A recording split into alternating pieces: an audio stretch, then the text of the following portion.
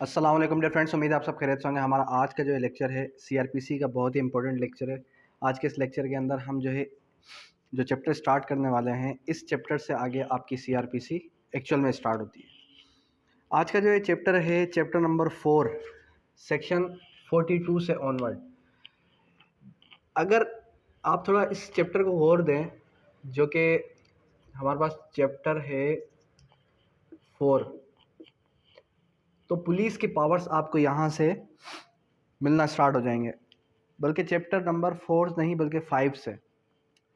Actual में जो chapter number 5 है, सेक्शन 46 से ऑनवर्ड, वहाँ से आपको पुलिस के कुछ पावर्स, पुलिस किस वक्त किसी को अरेस्ट कर सकती है, अरेस्ट दिन में किया जाएगा, रात में किया जाएगा, सारा का सारा आपका सेक्शन 46 से स्टार्ट होता है। सेक्शन 42 क्या कहता है? Public went to assist magistrates and police. Section 42 क्या कहता है? Public when to assist magistrate and police. Public कब जो है असिस्ट करेगी मैजिस्ट्रेट्स को और पुलिस को? अब यहाँ पर ये कह रहा है कि every person is bound to assist magistrate justice of peace, कि हर शख्स जो है क्या है, बाउंड है कि वो मैजिस्ट्रेट को, जस्टिस ऑफ पीस को या फिर जो है पुलिस को असिस्ट करेगा अगर वो डिमांड करते हैं। मिसाल के तौर पे अगर आपके एरिया में कोई क्राइम हुआ, आपसे पुलिस वाले आकर ये पूछते हैं ड्यूरिंग इन्वेस्टिगेशन कि आप ये बताएं कि यहाँ पर ये शख्स की नेचर क्या थी, क्या ये हर किसी से लड़ता था, या फिर जो है जनरल कोर्स ऑफ बिजनेस में ये इसकी आम रूटीन क्या थी, XYZ कोई भी अगर वो आपसे क्वेश्चन रेज करते हैं तो वो आप उसको पाबंद हैं असिस्ट करने के लिए।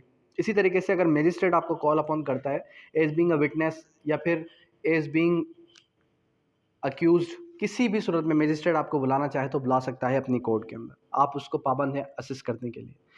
उसके बाद in the taking of prevention of escape of any person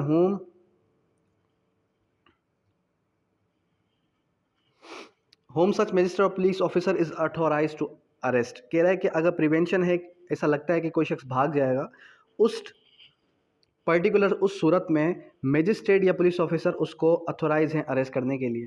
फिर 43 क्या कहते हैं? Aid of person other than the police officer executing warrant. When a warrant is directed to a person other than the police officer or any person may aid to execution of the warrant, and the person to whom the warrant is directed nearest head of acting execution of the warrant. In simple manner section 43 ने हमारे पास क्या बात की कि हमारे पास for example police से हटके another person, कोई और शख्स है और उसको ये कहा गया कि आप उस फला बंदे को पकड़ के ले आएँ, तो फिर जो है वो शख्स पाबंद है उस बंदे को, उस पर्टिकुलर अक्यूज़ को पकड़ कर लाने के लिए।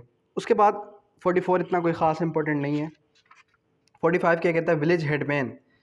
अब जो 45 है ये आप याद रखें, 45 किस बारे में है? Village headman.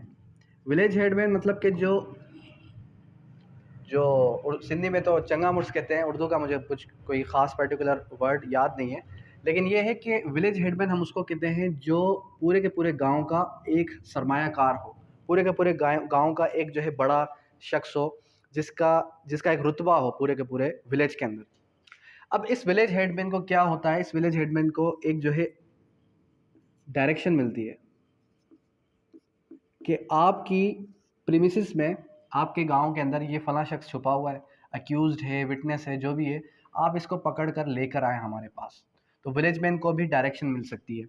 उसके बाद सेक्शन 46, अब यहाँ से आपकी एक्चुअल जो पावर्स ऑफ पुलिस हैं वो स्टार्ट हो जाती है। ठीक है, सेक्शन 46 क्या कहता है? सेक्शन 46 ने ये कहा, अरेस्ट हाउ मेड। जर्नली हम किसके बारे में पढ़ रहे हैं? अरेस्ट जनरली, अरेस्ट होती किस तरीके से है? सेक्शन 46 ने क्या कहा? अरेस्ट हाउ मेड, अरेस्ट किस तरीके से होगी।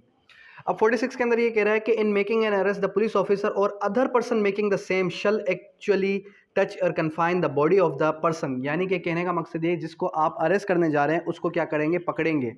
अब पकड़ने का मुराद ये नहीं कि यहाँ से पकड़ लिया, बल्कि उसको कन्फाइन करने का मकसद ये उसको बाजू से पकड़ा, किसी चीज़ से उसको हाथ से या फिर जो है यहाँ से शोल्डर से पकड़ लिया। अब ये भी नहीं कि आपने जो है उसकी बेहुरमती करनी है, ये फंडामेंटल राइट के खिलाफ जा सकता है। ठीक है, उसके बाद unless there be submission of the custody by word और एक्शन, यानी कि अगर वो खुद से गिरफ्तारी दे रहा है तो फिर आपने उसको टच भी नहीं करना। उसके बाद resisting to arrest, if such person forcibly resist the to arrest him or attempts to evade the arrest, such police officer or other person may use all means of necessary effect the arrest। इसका मकसद क्या है, अब ये कह रहा है कि रेजिस्टिंग वर्ड क्या है यूज़ किया है, रेजिस्टिंग एक शख्स है जो कि क्या है, अक्यूज है, ठीक है, अक्यूज है या फिर एक्सवाइजेड कोई और शख्स है जिसको डायरेक्शन, पुलिस वालों को डायरेक्शन मिली है कि इस शख्स को आपने पकड़कर हमारे पास लेकर आना है। अब वो शख्स क्या करता है, वो जो है भागने की कोशिश करता है, तो जो पुलिस है या फिर जिस शख्स को डायरेक्शन मिली है उसको अरेस्ट करने के लिए वो ऑल नेसेसरी मीन्स, यानी कि उसको पूरी कोशिश करेंगे उसको पकड़ने की। अब ये जो इनकाउंटर का जो आपने अक्सर मूवीज़ के अंदर देखा है वो भी मैं आगे चल के आपको पढ़ाता हूँ। उसके बाद सेक्शन 47 क्या कहता है, search of place entered by person sought to be arrested. Section क्या है 47। अच्छा, ये जो आप ये सोच रहे होंगे कि मैं आपको इन डेप्थ क्यों नहीं पढ़ा रहा, क्योंकि ये जो पर्टिकुलर सेक्शंस हैं जो अभी हम स्टार्ट कर रहे हैं, जो अभी हम रेगुलर बेसिस पे चल रहे हैं, स्टार्टिंग वाले जो आपके जितने भी चैप्टर्स हैं, इन चैप्टर्स में से आपके डिटेल्ड क्वेश्चंस नहीं बनते। इन चैप्टर्स से आपके सिर्फ और सिर्फ कौन से सवाल बनते हैं, स्क्रीनिंग की हद तक, और स्क्रीनिंग के लिए अगर आपको मैं बैरेक्ट से पढ़ा रहा हूँ तो मोर देन इनफ है। जब मुझे ऐसा लगेगा कि इंपॉर्टेंट चैप्टर स्टार्ट हो गया, जैसे कि आपका चैप्टर नंबर 14, चैप्टर नंबर 14 से ऑनवर्ड जब हम चलेंगे तो फिर हम जो है कमेंट्री भी पढ़ेंगे, केस लॉज भी पढ़ेंगे, लेकिन केस लॉज सिंध के लिए इतने कोई ख़ास इंपॉर्टेंट नहीं है। बाकी जो पंजाब वाले स्टूडेंट है वो तो केस लॉज पर गिरप अच्छे से रखें। अगर केस लॉज याद नहीं हो सकते तो एटलीस्ट उस पर्टिकुलर केस लॉ के अंदर जो ख़ास इंपॉर्टेंट बात है वो तो आपको याद होनी चाहिए। Search of place entered by person sought to be arrested, अगर कोई शख्स किसी जगह के अंदर चला गया है और उस जगह से उसको अरेस्ट करना है, if any person acting under the warrant of arrest, यानी कि अरेस्ट होने का उसके पास वारंट होना चाहिए, और any police officer having authority to arrest has reason to believe that such person to be arrested has entered into, यानी कि उस जगह के अंदर वो जा चुका है, with in any place the person residing being in charge of the place shall be on demand of the such person acting such police officer allow him free ingress। अब यहाँ पर वर्ड क्या यूज हुआ है, free इंग्रेंस। Free इंग्रेंस का मतलब क्या है कि वो उसको अंदर जाने की इजाज़त देगा। कौन इजाज़त देगा, जो उस जगह का मालिक है, जो उस जगह का लाफुल पजेज़र है, या जो भी शख्स उस जगह के अंदर रहता हो। फिर उसके बाद क्या कह रहा है, उसके बाद आ जाए सेक्शन 48 की तरफ, procedure when ingress not possible. ऐसा क्या प्रोसीजर है जब अंदर जाने का रास्ता पॉसिबल नहीं हो, या फिर जो अंदर शख्स रह रहा है वो आपको इजाज़त ना दे अंदर जाने की। If ingress of such place can not be obtained under section 47, it shall be lawful, यानी कि ये लॉफुल है कि आप क्या करें, case for the person acting under the warrant. In simple manner आप क्या कर सकते हैं, आप जो है उस जगह का ताला वगैरह, उस जगह को अंदर जाने के लिए जो भी नेसेसरी मीन्स हैं उसको यूज़ करके अंदर जा सकते हैं। फिर उसके बाद power to break open door windows for the liberation. अब सेक्शन नंबर आ गया 49। सेक्शन कौन सा आ गया, 49। सेक्शन 49 ने क्या कहा, फॉर लिबरेशन। इट मीन्स के सेक्शन 49 ने ये कहा where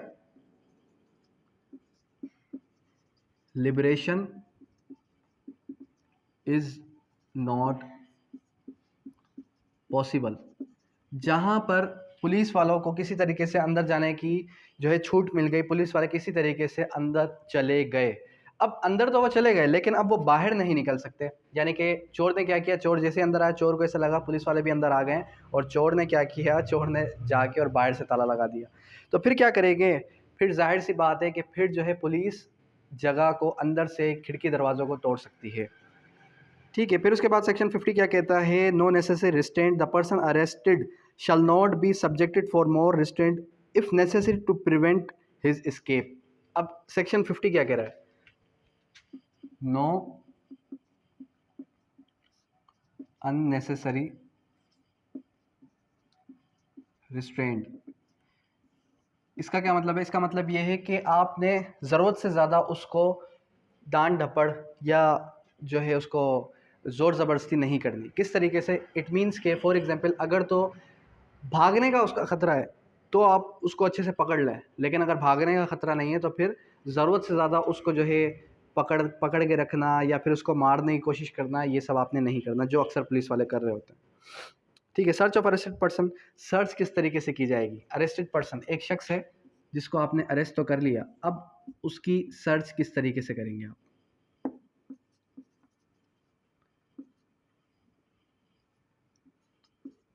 search of arrested person. Arrested person की सर्च किस तरीके से की जाएगी? सेक्शन 51 ने ये कहा, whenever a person is arrested by the police officer under the warrant which does not provide for the taking of bail and under the warrant provides taking of bail but person arrested could furnish bail and where the person is arrested without warrant, मतलब कि warrant के ज़रिए से आपने उसको arrest किया या फिर जो है विदाउट वारंट अरेस्ट किया, by the by a private person under the warrant cannot legally be admitted to bail। मतलब प्राइवेट पर्सन अगर तो क्या करता है कि उसको अरेस्ट करता है तो फिर तो जाहिर सी बात है वो तो उसको बेल ग्रांट नहीं कर सकता, पुलिस चाहे तो रिलीज कर सकती है ना। The officer making the arrest when the arrest is made by the private person the police officer to whom he makes over the person arrested में सर्च। यानी कि कहने का मकसद ये है कि अगर तो पुलिस से हटके किसी और शख्स ने क्या किया, उसको अरेस्ट किया है, तो वो जब पुलिस के हवाले करेगा तो पुलिस ऑफिसर ही अथोराइज है कि वो उसकी इन्वेस्टिगेशन कर सके या फिर वो जो है उस शख्स की तलाशी ले सके। उसके बाद क्या है? Mode of searching women. अब 52 बहुत इंपॉर्टेंट है, अक्सर आपने प्रैक्टिस के अंदर देखा होगा कि वुमेन की तलाशी वुमेन ही करेगी। सर्च ऑफ वुमेन, वुमेन की तलाशी कौन लेगा? अब सेक्शन 52 ने हमें सिंपली इतना कहा कि whenever it is necessary to cause the women to be search the search shall be made. यहाँ पर क्या है? मैंडेटरी प्रोविजन है, ठीक है, कि जो औरत की तलाशी है वो कौन लेगी? Another women with restrict regard of decency. इसका मतलब ये है कि इस पर सख्त कार्रवाई हो सकती है अगर तो कोई फीमेल की जगह पे मेल उसकी तलाशी लेता है। उसके बाद सेक्शन 53 कहता है power to seize offensive weapon. Section 53 ने क्या कहा? Power to seize offensive weapons. अब मिसाल के तौर पे ऑफेंसिव वेपन्स हैं जो कि बरामद होते हैं किसी भी अक्यूज से, किसी भी शख्स से अक्यूज़ड है या फिर जो है अक्यूज से हट के कोई भी शख्स जो है, आगे चल के हम पढ़ेंगे ऐसे लोग लुच्चे लफंगे जैसे कि कराची के अंदर स्ट्रीट क्राइम हो रहे हैं, इस तरीके के अगर कोई भी ऑफेंसिव वेपन्स असलहा बरामद होता है किसी भी शख्स से तो फिर वो कहाँ जाएगा? तो वो जो है आपके पुलिस ऑफिसर अपनी कस्टडी में ले लेंगे। उसके बाद सेक्शन 53A कोई ख़ास इंपॉर्टेंट नहीं है, मेडिकल पिटिशनर के बारे में है कि मेडिकल पिटिशनर कौन होगा रेप के केस में। Examination of person accused of rape. अब देखें बात यह है कि हमने रेप पढ़ा कहाँ पर? पीपीसी के अंदर। मेरे कहने का मकसद आपको ये था कि जो आपका पीपीसी है वो एक सब्सटेंटिव लॉ है और जो सीआरपीसी है वो एक प्रोसीजरल लॉ है। अब ये समझ में किस तरीके से आएगा? ये समझ में कुछ इस तरीके से आएगा कि जब आप ये समझते हैं कि मिसाल के तौर पे आपका जो पीपीसी है इसके अंदर आपके पास एक पर्टिकुलर सेक्शन मौजूद है, किसका? 375 पीपीसी। ये है पर्टिकुलर रेप के बारे में कि रेप किस तरीके से होगा, ठीक है। अब ये हमें सिंपली इतना बताएगा कि भाई रेप किस तरीके से होगा, रेप के लिए क्या क्या इंग्रेडिएंट्स हैं और किन सूरतों में रेप हो सकता है, किन सूरतों में रेप नहीं काउंट होगा, और मतलब किन सूरतों में रेप काउंट नहीं होगा ऐसी तो कोई सूरत बची नहीं अब जो अमेंडमेंट आ चुकी है पीपीसी के अंदर। अब यहाँ पर पीपीसी के अंदर आपको रेप की डेफिनेशन बताई गई, साथ ही साथ उसके अगले सेक्शन के अंदर क्या बताया गया? उसके अगले सेक्शन के अंदर आपको ये बताया गया कि उसकी सज़ा कितनी है। अंडरस्टैंड? अब ये देखें 53A के अंदर ये है कि एग्जामिनेशन किस तरीके से होगी। एक अक्यूज्ड है जिस पे शक है कि इसने रेप किया होगा, उसकी एग्जामिनेशन किस तरीके से होगी, विक्टिम की एग्जामिनेशन किस तरीके से होगी, ये हमारे को पीपीसी नहीं बताएगा, ठीक है। 302 है, कौन सा? 302 मर्डर, कत्ले अमद। लेकिन कत्ले अमद का जो पूरा का पूरा ट्रायल है कोर्ट ऑफ सेशन के अंदर किस तरीके से चलाया जाएगा ये हमें पीपीसी नहीं बताएगा। इसी तरीके से आपके जो अदर ऑफेंसेस हैं, आइदर जो आपके पास थेफ्ट, रॉबरी, एक्सटॉर्शन, डकैती, ये सारे के सारे ऑफेंसेस बताए गए पीपीसी के अंदर, साथ ही साथ उसकी पनिशमेंट्स बताएगी। लेकिन आपको कभी भी ये नहीं बताया जाएगा पीपीसी के अंदर कि उसका प्रोसीजर क्या है, कि कौन प्रोसीजर चलाएगा, ये सब का सब आपको बताएगा सीआरपीसी। सीआरपीसी किस तरीके से बताएगा कि लेट सपोज के सीआरपीसी के अंदर आपको ये भी सबसे पहले हमने क्या पढ़ा, जुरिस्डिक्शन क्या है, ठीक है, कितनी अदालतें हैं। फिर हमने कल भी यही डिस्कस की थी, यही बात कि किसके पास कितनी अथॉरिटीज़ हैं, ऑर्डिनरी पावर्स किसके पास हैं, एडिशनल पावर्स किसके पास हैं, ये इन दोनों में डिफरेंस क्या है, ये हमने कल देखा। आज हम जो है एक और टॉपिक को टच करने जा रहे हैं, ठीक है। Medical petitioner when the person is arrested on a charge of committing the offense of rape, unnatural offense or sexual abuse, attempt to commit rape, unnatural offense or sexual abuse, 76, 77, 77b respectively, there are reasonable grounds to believe that the examination of arrested person will afford evidence commission for the hospital run to the, उसके बाद such shall be lawful for the register medical petitioner, यानी कि इसकी जो examination है वो कौन करेगा, लीगल मेडिकल पिटिशनर जो है वो एग्जामिनेशन करेगा। उसके अंदर फिर जो है सवालात क्या किए जाएंगे, नेम और एड्रेस होगा, फिर उसके बाद age of the accuse, mark of the injury, फिर उसके बाद description of the material taken, ये सारी बातें आपने याद रख लेनी है। उसके बाद सेक्शन 54 बहुत इंपॉर्टेंट है, व्हेन पुलिस में अरेस्ट विदाउट वारंट, ये अक्सर सवाल पूछ लिया जाता है, क्या व्हेन पुलिस में अरेस्ट विदाउट वारंट। 54 के अंदर ये बात हुई कि पुलिस कब कब अरेस्ट कर सकती है किसी भी शख्स को बिना किसी वारंट के। अब यहाँ पर पूरी की पूरी एक लिस्ट बता दी गई। Firstly, any person who has been concern in any cognizable offence, पहली बात तो यही की गई कि अगर कोई शख्स क्या है, कॉग्निजेबल ऑफेंस के अंदर मुलविस है। फिर उसके बाद सेकंड क्या बात की जा रही है, अगेंस्ट होम रीजनेबल कंप्लेंट। जाहिर सी बात है, अगर कोई शख्स कॉग्निजेबल ऑफेंस कमिट करता है तो साथ ही साथ उसके खिलाफ क्या होगा, उसके खिलाफ कोई कंप्लेंट दर्ज हुई होगी। Secondly, any person having in his possession lawful without lawful excuse, the burden of proving the excuse shall not lie implements of house breaking. क्या है, इम्प्लीमेंट्स ऑफ हाउस ब्रेकिंग। देखें, जब आप थोड़े से पुराने दौर में चले जाएं तो वहाँ पर क्या होता था, उस दौर के अंदर 90s के दौर में या 2002 से लेके 2005 तक के दौर में, कि जब चोर चोरी करते थे, चोर जो है घर वगैरह की ब्रेकिंग करते थे, हाउस ब्रेकिंग करते थे, कि ऐसा तरीक़ेकार जो है इख्तियार करते थे कि जिससे वो घर भी तोड़ें और लोगों को पता भी ना चले। उनके पास इम्प्लीमेंट्स होते थे, उनके पास जो है एक पर्टिकुलर हथियार होते थे जिससे वो हाउस ब्रेक करते थे, ठीक है। अगर वो किसी के पास इम्प्लीमेंट्स पाए जाएं और पुलिस को ऐसा लगे कि ये जो है हाउस ब्रेकिंग रेगुलरली करता है, तो उसको भी पुलिस अरेस्ट कर सकती है।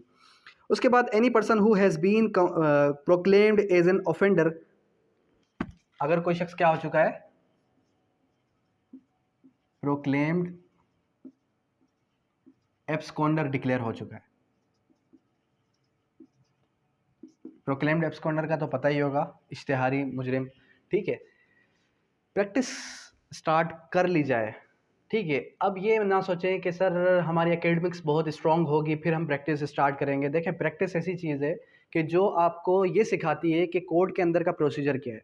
कोर्ट के बाहर मैं आपको चाहे कितना भी लेक्चर यहाँ पर दे दूँ, पूरी की पूरी सीआरपीसी, क्यूएसओ, सीपीसी, पीपीसी या माइनर एक्ट्स आपको याद करवा लूँ, आपसे जो है ये भी पूछ लूँ कि भाई कोई चीज़, कोई रेलेवेंट प्रोविज़न कहाँ लिखा है, कहाँ नहीं लिखा, लेकिन जब तक प्रैक्टिस नहीं करेंगे तब तक आपको उसके बारे में नहीं पता चलेगा। देखें, अब आप ये सोचें कि आप जो है एज बीइंग अ जज, क्या एज बीइंग अ जज, आप जो है एक जज है, मैजिस्ट्रेट है या सिविल सिविल जज हैं, जो भी, वो तो हाई कोर्ट जो है अपॉइंट करेगी ना, आप खुद से नहीं होते।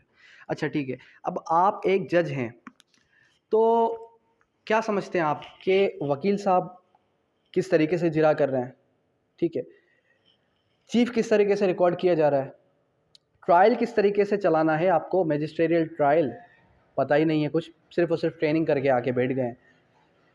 अरे भाई, जब आप जिस तरीके से वकील के स्टेज से गुजर कर नहीं आए होंगे तो आपको पता कैसे चलेगा कि किस पॉइंट पे वकील गलती कर रहा है। आपको यही नहीं पता चलेगा कि यहाँ पर अक्यूज की क्या खामियां हैं, यहाँ पर एडवर्स वकील के कौन से क्वेश्चन रेज हो सकते हैं। ठीक है, ड्राफ्टिंग नहीं आती, आप क्या कहेंगे, स्टेनो को कहेंगे कि ये जो है जजमेंट टाइप करो। तो देखें, एकेडमिक्स, प्रैक्टिस, साथ में ड्राफ्टिंग, ये तीन चीज़ें ऐसी हैं जो आपको किसी सीट पर बिठाने के बाद किसी का मोहताज नहीं करेंगी। ठीक है, कहने का मकसद सिंपल इतना है आपको कि आप प्रैक्टिस स्टार्ट कर लें। हाँ, रेगुलर प्रैक्टिस नहीं करनी, बेशक ना करें, लेकिन एटलीस्ट कोर्ट के अंदर जाएं। अगर किसी के पास लगते नहीं है ना, फॉर एग्जांपल आप कहते हैं कि सीनियर के पास मुझे ज्वाइन नहीं करना, बेशक सीनियर को ज्वाइन ना करें, लेकिन एटलीस्ट कोर्ट के अंदर जाएं। ठीक है, क्योंकि ये चीज़, प्रैक्टिस ऐसी चीज़ है, आज नहीं कल नहीं, आपको एटलीस्ट 1 साल बाद 2 साल बाद आपको स्टार्ट करनी ही करनी है। ठीक है, अब आप ऐसा भी नहीं कह सकते कि सर मैं पूरा पूरा दिन पढ़ता हूँ। देखिए, आप अगर सुबह से लेके 2 बजे तक भी प्रैक्टिस करते हैं, उसके बाद 2 घंटा आराम करने के बाद शाम को 5 बजे से लेके 10 बजे तक पढ़ना चाहें, बहुत अच्छे से पढ़ा जा सकता है, अगर पढ़ना कोई चाहे तो। प्रोक्लेम्ड ऑफेंडर हो गया, उसके बाद क्या, any person possession anything found which may reasonable suspected stolen property, किसी के पास पोजेशन है ऑफ स्टोलन प्रॉपर्टी। ठीक है, किसी के पास क्या है, पोजेशन है स्टोलन प्रॉपर्टी की, उसको भी जो है विदाउट वारंट अरेस्ट किया जा सकता है। उसके बाद any person obstructs a police officer while in execution of his duty, क्या करता है, कोई एग्जीक्यूशन ऑफ हिज ड्यूटी, अगर कोई शख्स जो है पुलिस को उसकी ड्यूटी करने में मुदाखलत पेश करता है, उसको भी पुलिस अरेस्ट कर सकती है। उसके बाद any person reasonably suspected for deserter from armed forces, क्या है, कोई शख्स भगोड़ा है, डिजर्टर फ्रॉम आर्म्ड फोर्सेस, कोई शख्स जो है वो फोर्सेस से भागा हुआ है। उसके बाद any person who has been concern in और against whom a reasonable complaint has been made, credible information has been received, complaint, किसी के खिलाफ कंप्लेंट दर्ज हुई है। उसके बाद आ जाता है any released convict committing a breach of rule made under 356, अगर कोई शख्स, कौन सा है, 565 का कोई रूल ब्रेक करता है तो फिर उसको भी अरेस्ट किया जा सकता है। तो ये सारे के सारे सेक्शन 54 के अंदर बताया गया। उसके बाद 55 अरेस्ट ऑफ वेगाबोंड हैबिचुअल रॉबर्स, 55 के अंदर क्या बताया गया, हैबिचुअल रॉबर्स। हैबिचुअल रॉबर्स कौन से होते हैं,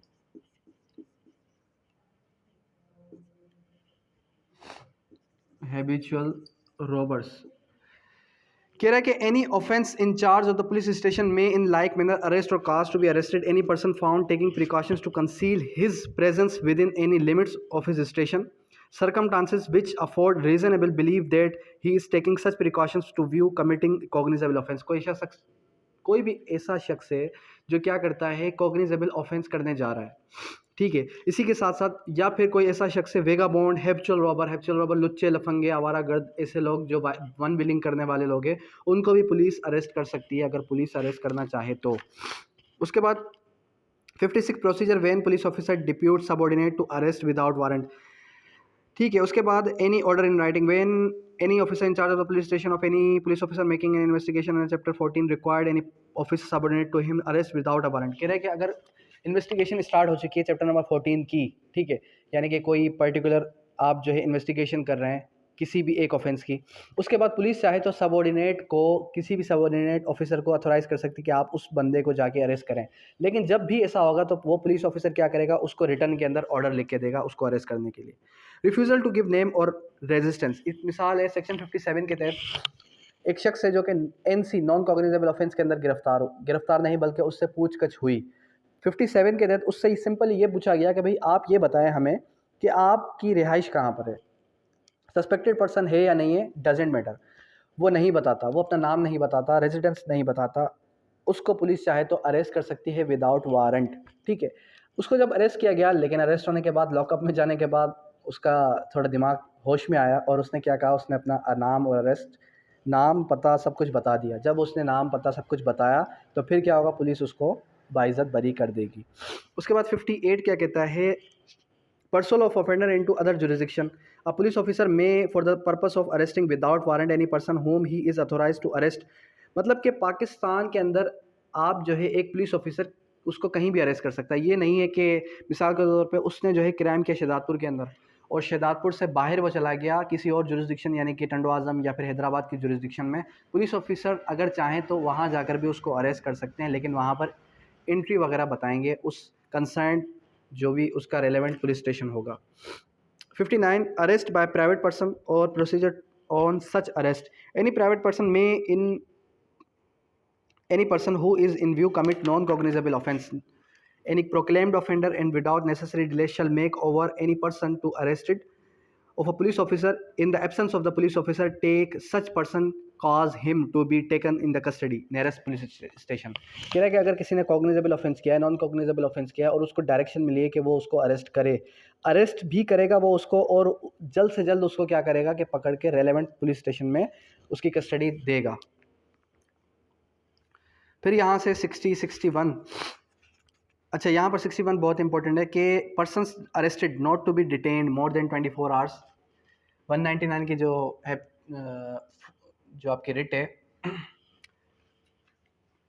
इलीगल डिटेंशन की, वो यही ग्राउंड मिलता है। एक फंडामेंटल राइट है, कौन सा फंडामेंटल राइट मिलता है आपको कॉन्स्टिट्यूशन में, कि जो आपके अरेस्टेड पर्सन है, राइट ऑफ अरेस्टेड पर्सन के अंदर सेक्शन 61 भी फॉल करता है। सेक्शन 61 हमें सिंपली ये कहता है कि पुलिस ऑफिसर क्या करेंगे, उसको अरेस्ट करके 24 घंटे के अंदर अंदर नियरेस्ट मजिस्ट्रेट के सामने पेश करेंगे। अगर तो वो नियरेस्ट मजिस्ट्रेट के सामने 24 घंटे के अंदर अंदर पेश नहीं करते तो क्या होगा, ये मैंडेटरी प्रोविज़न है, उसको पेश करना ही करना है। अगर तो वो पेश नहीं करते तो उनके खिलाफ भी कार्रवाई हो सकती है। Police to report apprehension, police in charge of the police station shall report ज़िला नाजिम डिस्ट्रिक्ट सुप्रिटेंडेंट, यानी कि जो पुलिस ऑफिसर इंचार्ज एसएचओ वगैरह अगर किसी को अरेस्ट करते हैं तो वो डीएसपी वगैरह को इन्फॉर्म करेंगे, एसपी वगैरह को इन्फॉर्म करेंगे कि हमने इस शख्स को बरामद किया है। पुलिस के बारे में तो बात ना ही की जाए तो बेहतर है। अच्छा 63 discharge of person apprehended, no person who has been arrested by a police officer shall be discharged except on his own bond and on bail special order of the magistrate। अगर किसी को डिस्चार्ज करना है, किसी को रिहा करना है तो फिर वो जो है कैसे रिहा होगा, वो सिंपल इस तरीके से रिहा होगा कि उसको जो है बेल के ज़रिए से या फिर जो है बॉन्ड के ज़रिए से या फिर स्पेशल ऑर्डर ऑफ मजिस्ट्रेट के ज़रिए से उसको रिहा किया जाएगा। क्या वर्ड है, स्पेशल ऑर्डर ऑफ मजिस्ट्रेट के ज़रिए से उसको रिहा कर दिया जाएगा। 63 तक हमने पढ़ा। कल हम जो है 64 से ऑनवर्ड चलेंगे। 63 पर हम जो है हाईलाइट कर देते हैं। 63 अच्छा पुलिस के बारे में पढ़ रहे थे, पुलिस के बारे में एक मुझे केस याद आ गया कि एक केस है रिसेंटली अभी हुआ था, तो उसके बारे में मुझे ये कहा गया कि सर आप जो है इसकी बेल ग्रांट करवा दें। तो बेल का जो बेल जो है उसकी उसमें से एक शख्स की मैंने करवाई। खैर केस क्या था, केस सिंपली ये था कि भाई एक जो है डकैती हुई। डकैती के लिए क्या इंग्रेडिएंट्स है, 5 और मोर पर्सन्स जिसने डकैती की हो। अब डकैती हुई, डकैती में एक शख्स ऐसा पकड़ा गया जिसने डकैती की ही नहीं थी, और मैं उसको पर्सनली जानता हूँ, उसने डकैती नहीं की थी क्योंकि वो हैबिचुअल ऑफेंडर नहीं था। अब डकैती में उसको भी पुलिस ने अरेस्ट कर लिया, पुलिस ने अरेस्ट किया और किसी और ने अरेस्ट करवाया था ज़ोर ज़बरदस्ती अपने ज़ोर पे पुलिस के ज़रिए से। अब जब उसको अरेस्ट किया गया तो अरेस्ट होने के बाद वो क्या कहता है, अरेस्ट होने के बाद उसने बहुत रोया पुलिस के सामने कि भाई मैंने डकैती नहीं की। उसने कहा ठीक है आप जो है हम आपस में बैठ के कुछ ना कुछ ले दे के मामला को ख़त्म करते हैं। अब जब लेन देन की बात आई तो उसके अब्बू को ये कहा गया कि भाई चलें ठीक है बात जो है यहाँ पर ख़त्म हो जाएगी, आप 2.5 लाख रुपये हमें जमा करवाएं। जब पुलिस को 2,50,000 जमा करवाए गए, यानी कि उसके फादर लेके आए पुलिस स्टेशन में, तो वो जो 2,50,000 लेके आए, पुलिस वालों ने क्या किया, वही पैसे रिकवरी में शो करा दिया कि हमने इस पर्टिकुलर पर्सन से ये इतने पैसे रिकवर किए। अब आप ये सोचें कि रिकवरी हो गई, और जो है उसको ऑन द स्पॉट अरेस्ट भी किया गया। केस कितना स्ट्रांग हुआ।